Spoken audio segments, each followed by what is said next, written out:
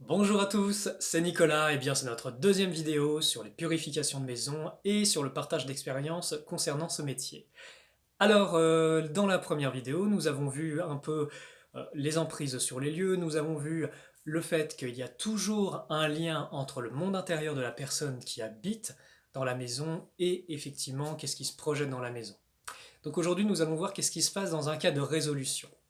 Donc, quand je travaille par exemple sur les purifications de lieux, donc c'est toujours à la demande d'une personne, d'une communauté, d'une entreprise, ça peut être très variable les demandes, mais en gros, on va prendre un cas simple d'un particulier qui euh, fait purifier sa maison.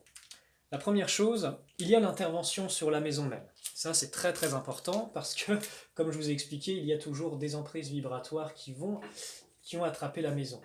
Et ces emprises, regardez, je vais faire un petit personnage là, avec des grosses dents et des cornes, tiens. Parce qu'ils ont parfois des cornes aussi. Et eh bien, il y a aussi une emprise sur les êtres humains. Voilà. Comme les esclaves, c'est pareil. Ce qu'il faut comprendre, c'est que l'esclavage vibratoire sur Terre, c'est quelque chose d'extrêmement courant.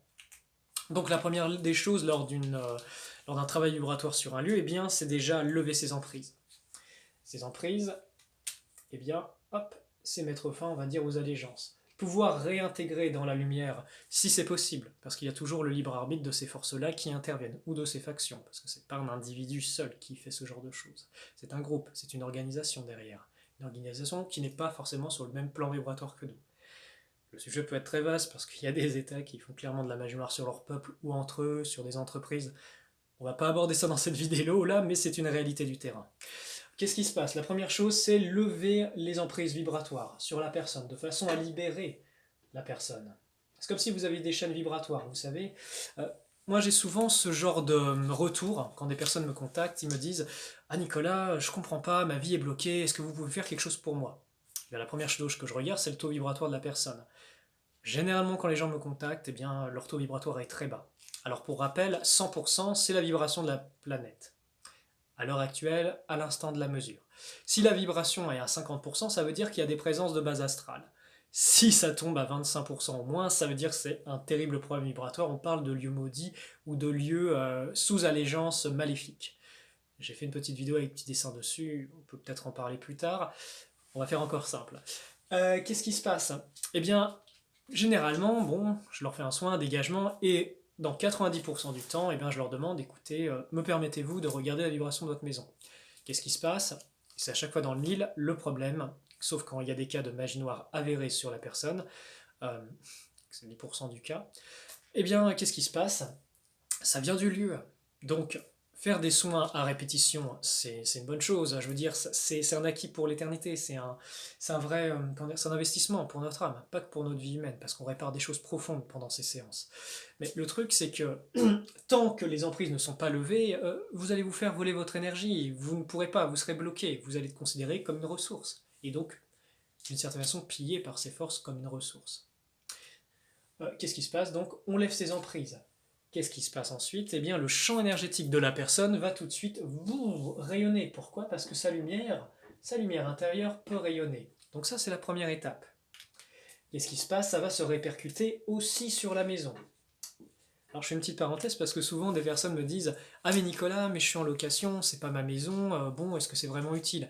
Et je leur dis oui, bien sûr c'est utile. Pourquoi? Parce que la priorité c'est que vous soyez libre de ces forces. Parce que si vous n'êtes pas dans cette maison et que vous êtes sous cette force et sous l'emprise de ces forces et que vous partez, l'emprise demeure malgré tout. Et vous allez attirer une maison ou un lieu de vie qui est similaire.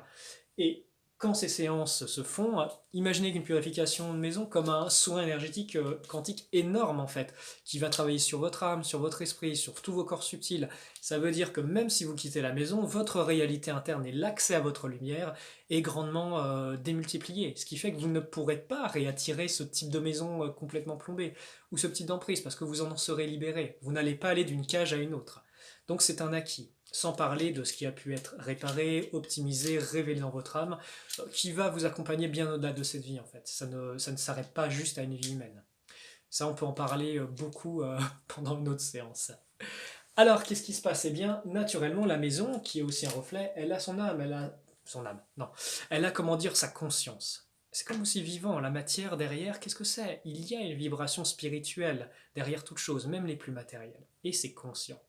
Ce qui fait que d'une certaine façon, la maison va réagir directement par résonance avec la personne. Et elle va commencer à rayonner, comme on l'a vu dans la première vidéo. Donc ça, c'est la première chose. Lever les emprises sur la personne et couper les emprises sur le lieu. Alors là, on le regarde sur le cas d'un individu. Maintenant, on va le voir au niveau d'un collectif. Je vais pouvoir vous raconter ça, et ça, c'est pendant la prochaine vidéo. Je vous dis à très bientôt.